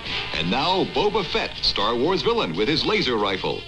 Boba Fett is not yet available in stores, but you can get him free with 4 proofs of purchase from any Star Wars action figures. Details on specially marked packs at participating stores. Offer ends May 31st. Star Wars action figures sold separately from Kenner. I'm kind of confused why nobody has said Star Wars figures yet. So we didn't have to use it as our pick. We like being dramatic, okay? We all agree with you. Yeah. Well, that was easy. Okay, next. Yeah, I remember I was just a wee lad there in the late 1970s, back when there was a Kresge's there on Putnam Street across from J.C. Penney's, and I would walk over there. My grandma worked at J.C. Penney's. I'd walk across the street into Kresge's 5 and dime because I'm 100 years old, and that the K in Kresge's is what you got a nickel for the picture show. Yeah, took a streetcar downtown. Yeah. The K in Kresge's, if you don't know, that's Kmart. What Kmart became, but I go across there and get my original Star Wars figures back in 1970. I want to say 77, but it probably wasn't until 78 when you could actually get them. But, Cliff and I don't know about you guys, but Cliff and I were both spoiled when it came to Star Wars stuff. We probably had everything. And yeah, definitely. Russ has got the Mandalorian in the Black Series he's showing off right now. Is that what? Hold that up again. Hold that up. This is, it's one of the newer figures. Oh, yeah. Yeah. Man, I love that show. And just groundbreaking in the way things were merchandised just in general. Famously, George Lucas took a deal where he made less money up front but made more money on the merchandising and just opened the floodgates to the property to be everywhere soon after the movie opened. And they kind of paved the way for a lot of the action figures we've already talked about earlier. Definitely. This was, you're exactly right. This paved the way. This was what started that scale of figures. All the figures and revolutionized the entire market with that 3 3/4 inch figure.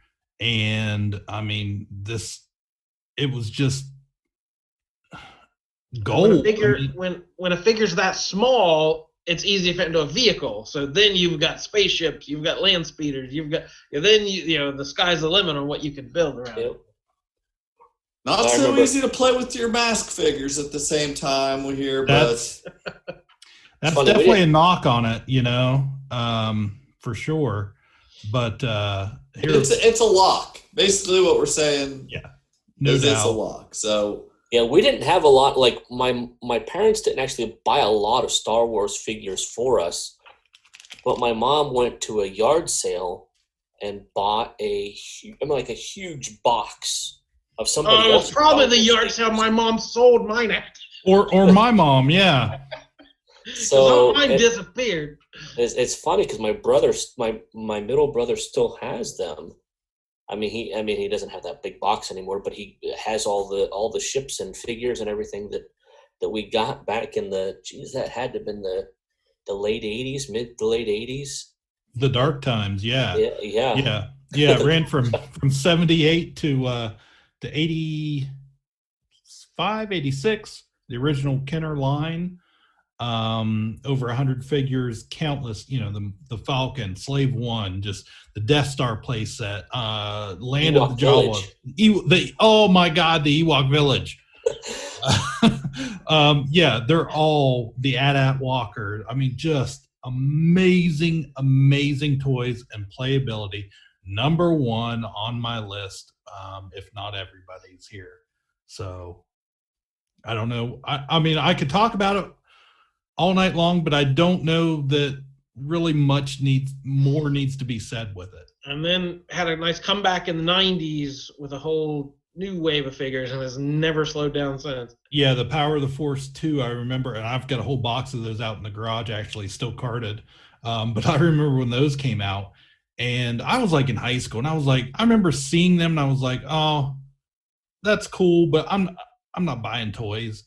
And my parents went out and just like, I guess out of their nostalgia for buying me Star Wars Kenner figures, bought a bunch of them up. And eventually I was like, well, I'll be a speculator and I'll buy some and throw them in a box. And yeah, they've sat there ever since. But I remember this is one that I didn't have Star Wars figures until I'm not sure what birthday it was. I remember being at my grandmother's house. My birthday's in November, and she ordered them out of the Sears catalog, and I got like the first, I think the original 12 were what came out in that early bird. Well, maybe not the early bird, but the original 12 that came out with A New Hope, or just Star Wars as we called it. And then I got 10 of those in a set. I got everything but the Tusken Raider and I think the Death Star Commander. But those were the first ones I had. Loved them. I played with them so much, like my original Luke, Han, Leia. All the heads eventually broke off, and then so I had to go out, and then I had Empire, Han and Leia and Luke and Jedi ones and all these different because I played with them to death until I killed the figures and had to go out and buy whatever version I didn't have. This isn't even your pick, Cliff. You picked Strawberry Shortcake. Sorry. Yeah. We were going to back you on Strawberry Shortcake, but yeah. All right. So go ahead and break that one down. Yeah, it's on the main list. So moving on, Jordan. We haven't got through my whole top 10, but I think the biggest one I've got left is Teenage Mutant Ninja Turtles. That was the only other. It's the new wacky action wind-up turtles. Who you calling wacky? How about break fighting Raphael, who spins to attack with foot stars and Ratbola? That's not wacky. Well, what about sewer swimming Donatello, who gets into the swim with spear and scuba jet? Or rock and roll Michelangelo with spinning action arm and weapons? Well, now we're talking wacky. No, we're talking trouble. Because here comes the Foot Clan's Mouser, stomping and chomping. Why don't this? From Playmates. The one I was surprised, felt like I was so surprised going to bring up. My favorite turtle. I was always in the reflection. It's Michelangelo. Yeah, I see the. Yeah, there you go. We see it. So a black and white independent comic in 1984 was turned into a cartoon in 1987, and this toy line in 1988. Another one. I was gaga for the cartoon. Had to have all the toys. The villains were, they were mutated, so they had all kinds of crazy villains, and also friends and foes throughout the line. The big sewer playset was fun. The turtle van was fun. The blimp. Yeah, great villains. You had your Shredder and your Rocksteady and your Bebop, but then you had like Baxter Stockman and Krang and all these crazy characters. So Casey Jones was always my favorite. I don't know why. Casey Jones, and then Stan Sakai's Usagi Yojimbo. Oh yeah. The Rabbit Samurai. Mm-hmm. Those guys were my favorite. We had a Christmas gift exchange. I just remembered in maybe second, third grade. I don't know whatever year that was. And every kid brought in a gift $5 or under, and they were wrapped.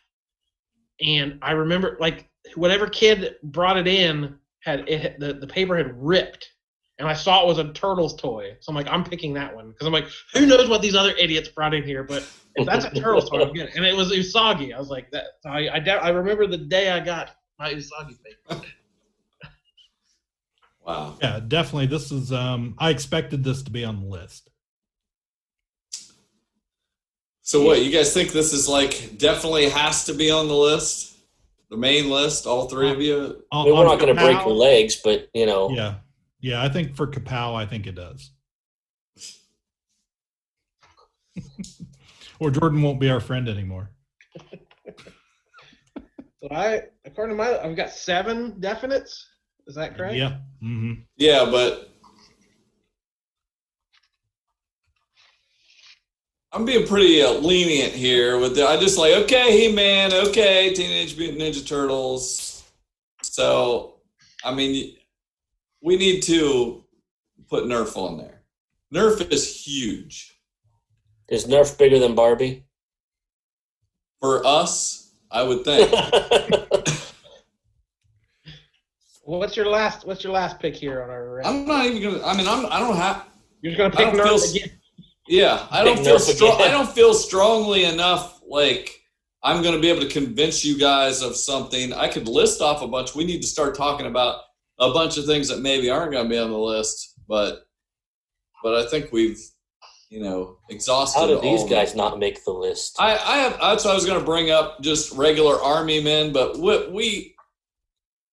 it's once these action figures came out, we quit really going crazy with the army men, right? Yeah. Well, I mean, they still make them. I mean, you buy huge bags of them. I got some on the table right here. We're playing war games with them.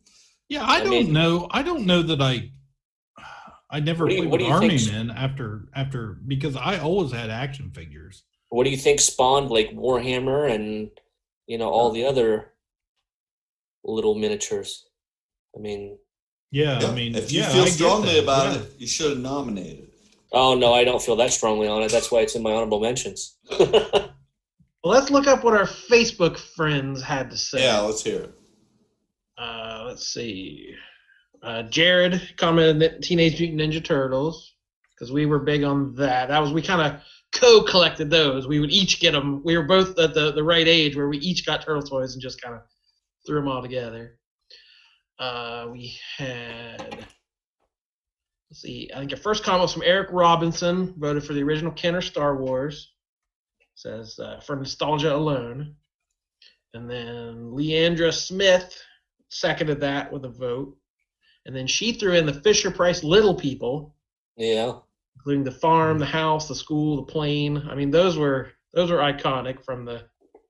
Yep. Oh, yeah. I mean, who didn't have... You guys remember Weeble? Have you guys ever even heard of Weeble Wobbles? Weebles, yeah. Yeah, Weebles wobble, but they don't fall down. That's right. Yep. And Jared also threw out, he said, definitely dinosaurs, and threw a picture on there. Dinosaurs, and it was these weird little cavemen guys who rode around on dinosaurs. Yeah, I don't know that I'd ever seen those before. I had never seen that. I mean, I've seen dinosaur toys a million times, but who knows if they were those? Yeah, they were some weird. Yeah, I don't think they were just some weird thing we got somehow. But yeah, they were fun. But I remember they were called. I had to look it up. I didn't even remember the name of it, so it was not going to go on my list. But Bone Age, they were the dinosaur toys.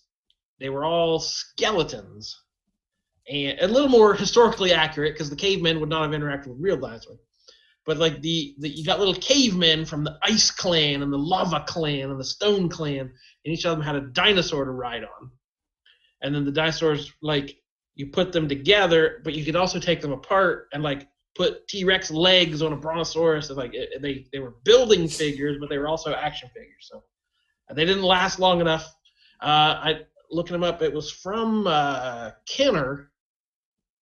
But they came out in 1987. They said Kenner was scrambling because all these classic toys were kind of nearing the end of their run, and they wanted a hot new thing. But this was not it. It did not make up for all the classic 80s toys. So yeah, we had a lot of dinosaur toys nominated, and then Valerie Lowe chipped in with quite a few suggestions, starting with strawberry shortcake. Let me find it here. She threw a few the things she had. A Poochie Pup. That one didn't ring a bell. Nope. Cabbage Patch Kids, of course. Rainbow Bright. Remember that? Yeah. Yeah, that was a big one. Oh, the Rainbow Bright cereal. Wow, I just remembered that. That was yeah.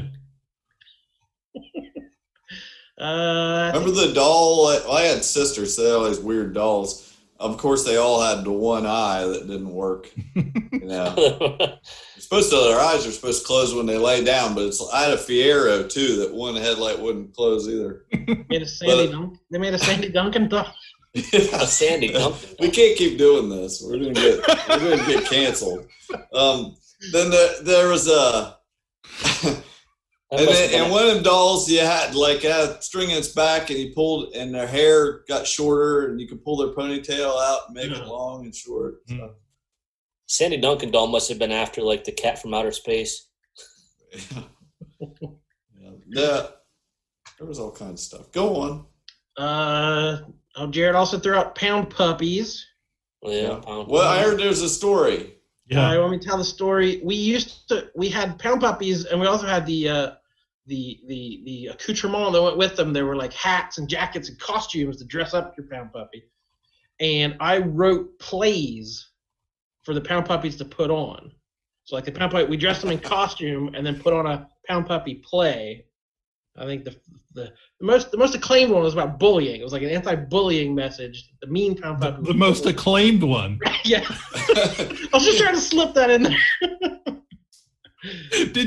Was this like a traveling show? You went around the neighborhood? They're like, do the one. The one that didn't. Places, everyone. The one that didn't put people to sleep, maybe. I think the last comment was about rescue heroes. I remember those. Yeah, that's more newer. Nephews had a ton of those. These are the ones based on policemen, firefighters, EMTs, so kind of real life heroes, but jazzed up into the superhero. You know, they had a cartoon. Yeah. And my son loved them. He's 19 now. So these came out when he was at that age. And oh my God, we had a ton of them. We had a ton of the VHS. VHS copies of the different episodes and stuff. He played with those. They were great toys because they were durable. They had a great look and costume to them. Not a lot of articulation, but not everything does.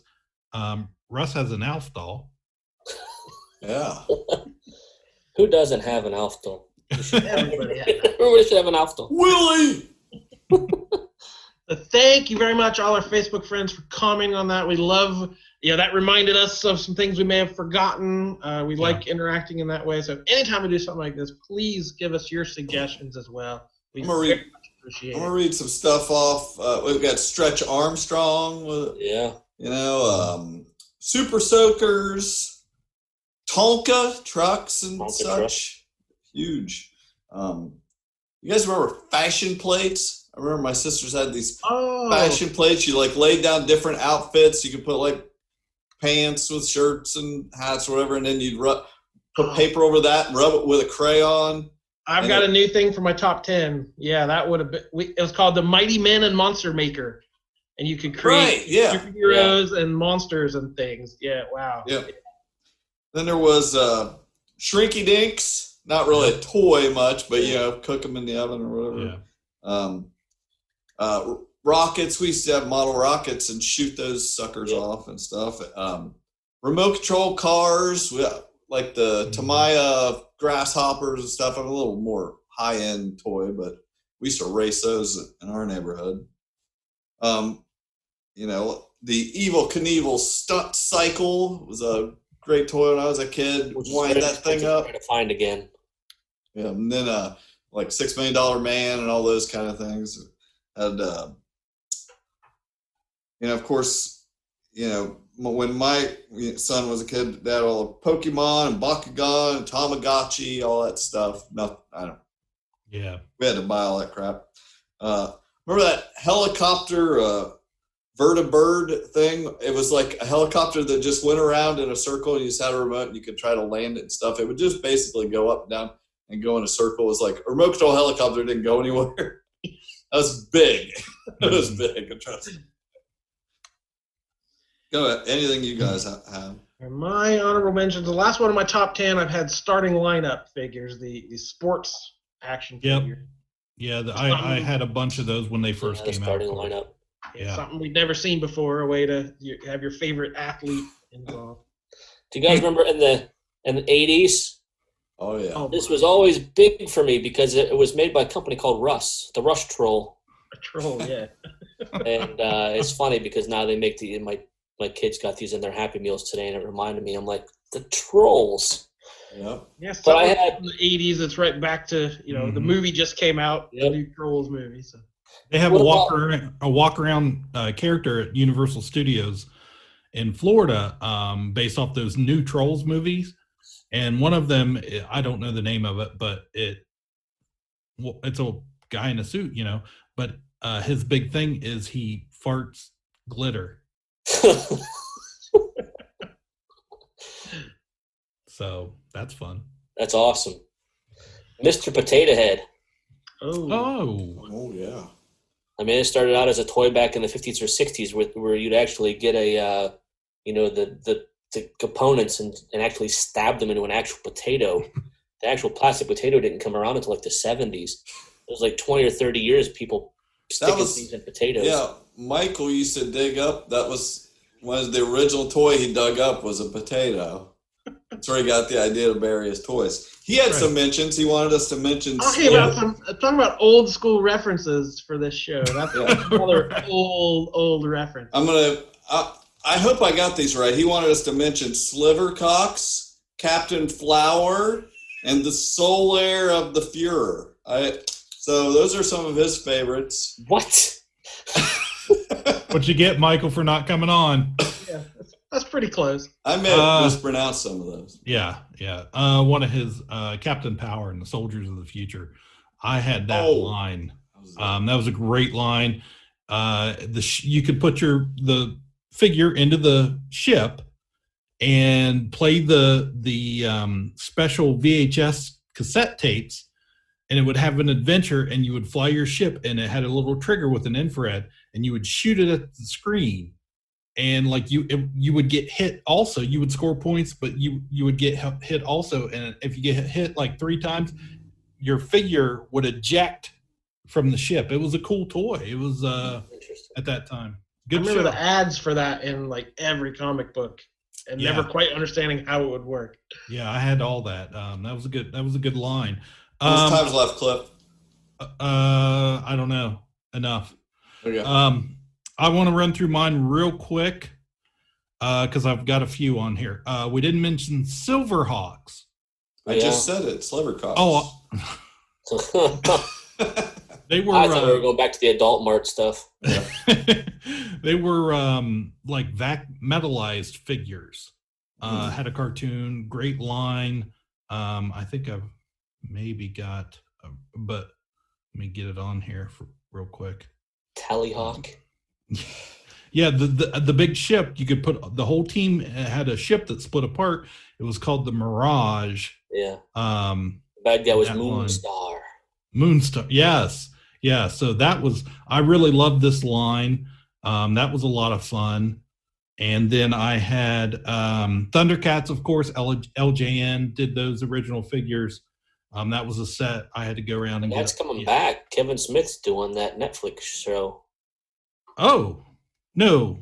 He's doing the He-Man show. Oh, he's doing He-Man. I thought there's someone else that's doing... there is a show right now, yeah. Yeah, it's on Cartoon Network. And people do not like it because it's like the Teen Titans Go. It's very silly. Yeah. Tape. But back in the 80s, that was a great line. Those were fun figures, not, at the good 80s line. Then I had, from my son's childhood, we collected, he loved that Justice League show that came out in like the 2000s, or early 2000s, and then it led into Justice League Unlimited. That was a big line, had a ton of DC characters in it that were it was very playable. And it was the first time a lot of those characters had a toy. And then Centurions. Centurions were some of my favorites. That was a really fun line. You could buy the different kits, the weapons and stuff that stuck onto the figures.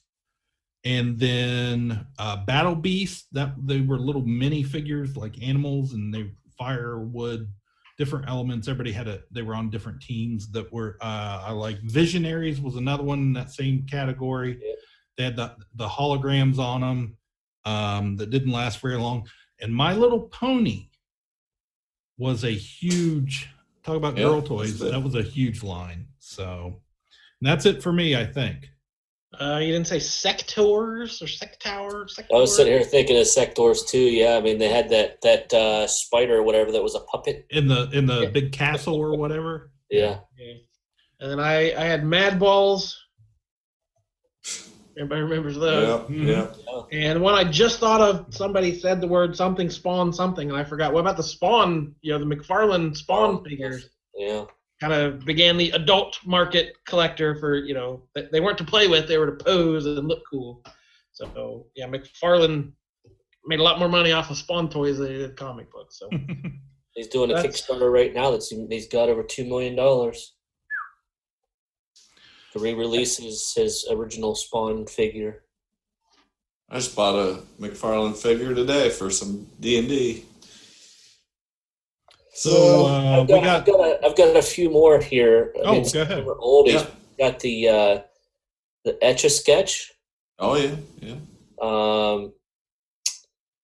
The hula hoop. And the boomerang. And the Care Bears. Oh yeah. Care Bears. Yeah. Oh my gosh. You guys remember the Popples? Yeah. Oh yeah. The little stuffed animal that they folded in on themselves and turned into a ball. Yeah. Oh yeah. So we have 7 we've already put in our top 10, right?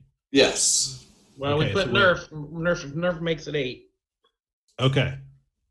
So we have 2 we need to get in there. 2 spots left, and I'll read off the side list we have here. The DC Kenner figures, Mask, Play-Doh, Real Ghostbusters, Marvel Legends, Tycho Slot Cars, Strawberry Shortcake, Build-A-Bear. I think the only other thing we've done. Thoughts? What stands out?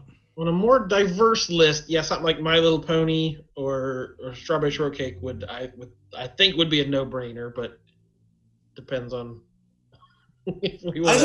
I want to be like, we have something like that, but then it is going to stick out like a sore thumb on this list. Right, yeah, you don't put Barbie in there. And none of us are saying Barbie. Or my I was actually, it does stick out, but I think it sticks out for a reason. I don't have a problem with it. I definitely remember there was plenty of freaking Strawberry Shortcake going on at my house. Yeah, most of it, we're all telling stories about Strawberry Shortcake. We have memories of it. It was something that, impacted us. It's still around, So, what's the other one? Then what's the other one? Ladies. One for the ladies. What's the other one then? The last slot. What I forget what the other two I'm going to read them off again, and each of you listen, I'm going to read them off again, and each of you just think which one of those, and we'll see if we have a double up on any of them. DC Kenner figures, Mask, Play-Doh, Real Ghostbusters, Marvel Legends, Tycho Slot Cars, Build-A-Bear. I don't even know why I keep saying that, but it's written down there. Well, I picked the Kenner Superpowers line, so that's the one that stands out for me. I'm just right. So over Mask. Yeah.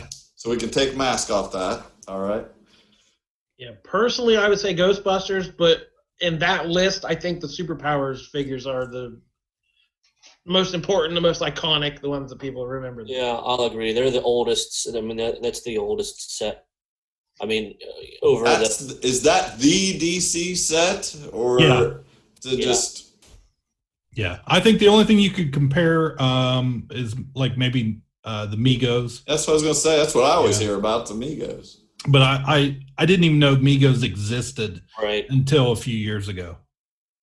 I wasn't old enough. They weren't as popular. Mm-hmm. I mean, they are now because they're collectible, but back then they weren't. Yeah, and if as a child, if you would have given me a Migo figure, one of those Superpowers figures, shoot, that Migo thing, that could have been a girl's toy. You need some Jedi mind trick to get me to vote for a DC toy line over the Marvel toy line, but hey, I think it works. All right, so we have 10. I gotta say though, if it wasn't for me, and I guess Russ did bring up Hot Wheels, we would have nothing but friggin' action figures on this list. It's crazy. Okay, here's what you do. I'm gonna read off all 10 of these. So make sure you have them written down, all 10 of our top 10, and then you're gonna rank them yourself. And you want us to just put it in the chat and send it to you? Sure, however it works. Rank them, 1 to 10, and I'll add them up, tell you what it is. So here's the list: Hot Wheels, G.I. Joe, Lego, He-Man, Transformers, Star Wars, Teenage Mutant Ninja Turtles, Nerf, Strawberry Shortcake, and DC. I'm glad I already wrote those down because that was very fast. Me too.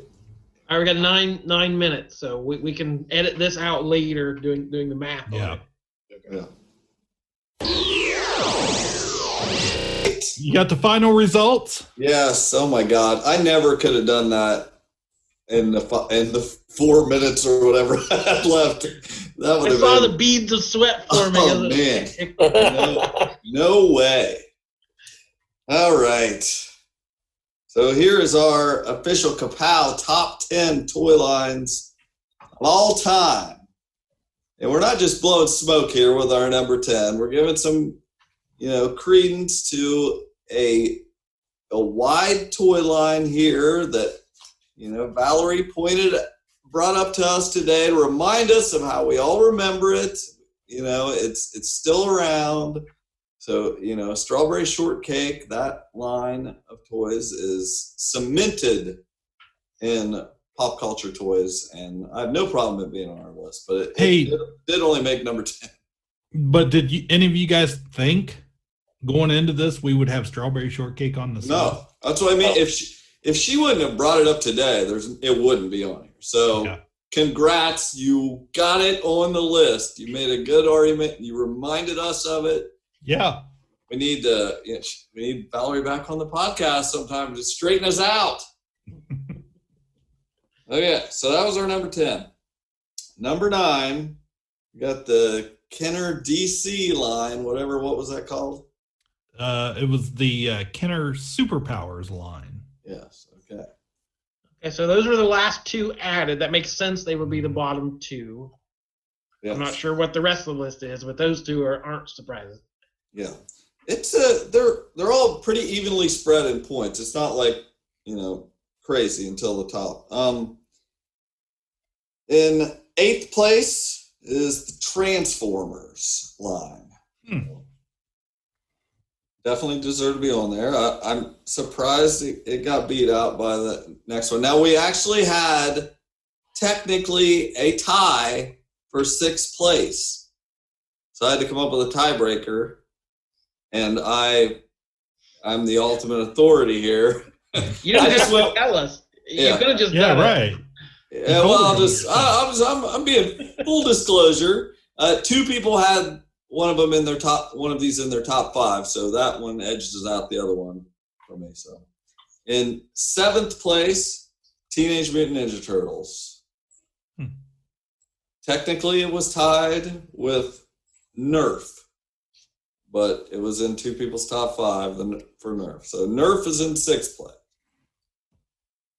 Okay, we're at our top 5 toy lines. In 5th place, we have Hot Wheels, cars, Matchbox, Hot Wheels, whatever. In 4th place, you guys loved this, Masters of the Universe toys. Wow. 4th place. Seems a little low.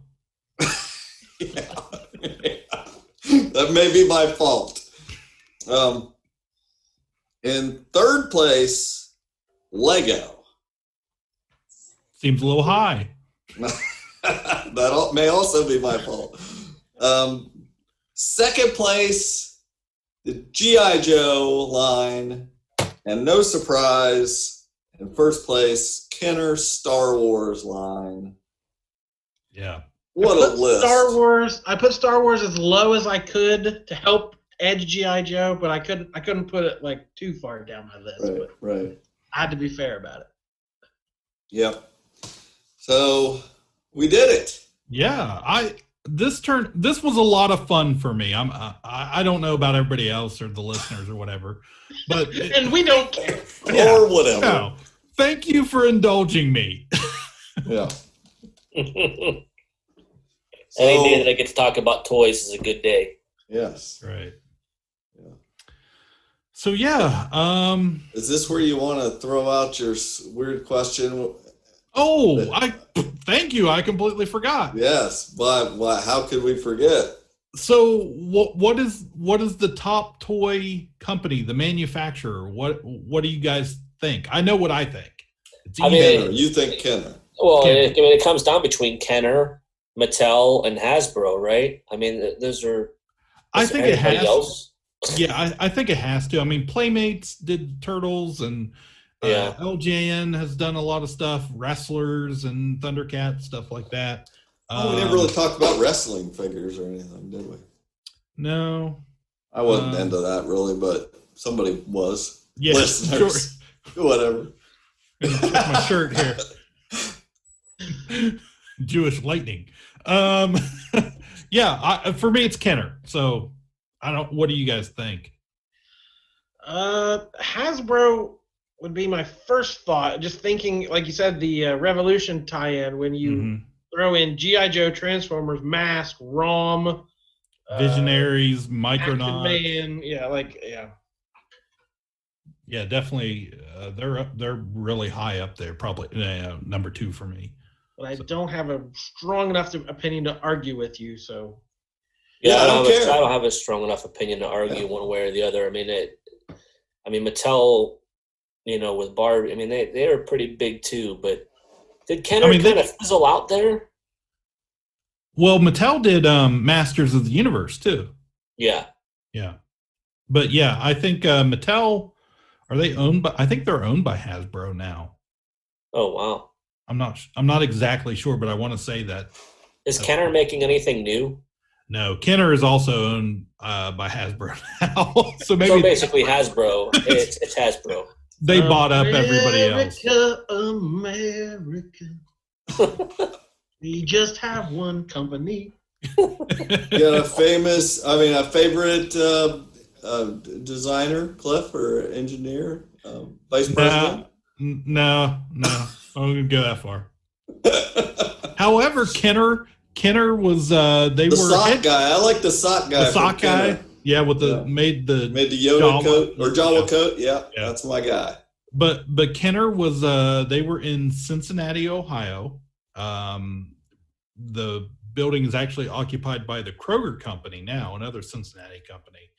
But yeah, I mean, they were pretty local flavor for us to be such a strong player in that industry for so long. So anyways, that was just, I just wondered. But yeah, this was fun for me. Hope it was for everybody else. Russ, I'm sure you've got some stuff to plug while you're here. You might as well. I'm good. I not really too much. For listeners that don't know Russ, Russ does a lot of coloring. He's a colorist for quite a few. You've done several comic lines now that you've worked on. Well, yeah, most of the stuff that I work on is indie comics, which, I mean, with everything going on today, indie comics seem to be doing pretty well compared to everybody else fighting over, who's distributing comics and who's not and everything else. So, yeah, I color for Marat Michaels, who is best friend buddies with Rob Liefeld, who has a Snake Eyes comic coming out here in a couple months, huh, Jordan? He does, yes. Snake Eyes Dead Game. So it'll be interesting to see how that goes. But yeah, I color some indie comics for Marat, Naughty and Nice, and Battle Freight and Yeti. They have a naughty cover and a nice cover, so it's fun stuff. It's a good side gig. So. And you put a lot of the stuff you do, even some of the stuff you do just for fun or practice or whatever, out on your Instagram page too. I do. Yeah. I do. It's just at Russcast, RUSSCASS. That's my Instagram name, and I appreciate it. This is always fun for me to come on and do this with you guys. You guys are a blast. So we love having you. So we'll think of something else. Next really fun thing we have. We'll save that one for Russ. Let's bring these other people in for the not fun stuff. Yeah, we definitely appreciate it. And we appreciate you out there listening. If we left anything off our list, I don't know how we could have, but I'm sure maybe one or two squeaked by us. No way. So please let us know if we missed one of your favorites. And we appreciate you. Thank you. My name is Jordan Lowe. Cliff Barnes. I'm Seth. Goodbye forever. See ya. Ka-Pow, the Pop Cultured Podcast, is intended for entertainment and information purposes only. Sounds, music, and clips played during the podcast are property of copyright holders. All original content is property of www.udamwithkpp.com. If you enjoyed this podcast, please subscribe and leave a comment. Ka-Pow, the Pop Cultured Podcast, is available on Apple Podcasts, Google Podcasts, Podbean, Spotify, and wherever podcasts can be found. You can connect with us through social media on Facebook, YouTube, at the Ka-Pow Podcast on Twitter, or email the show, Ka-Pow, the Pop Cultured Podcast, @gmail.com. If you really want to go the extra mile, please sign up to be a patron through the Podbean app or our website, www.udamwithkpp.com, to receive special content and early access to some episodes. We are grateful to anyone that chooses to contribute, but please know that most of our content will always remain free, so please continue to like, comment, and share.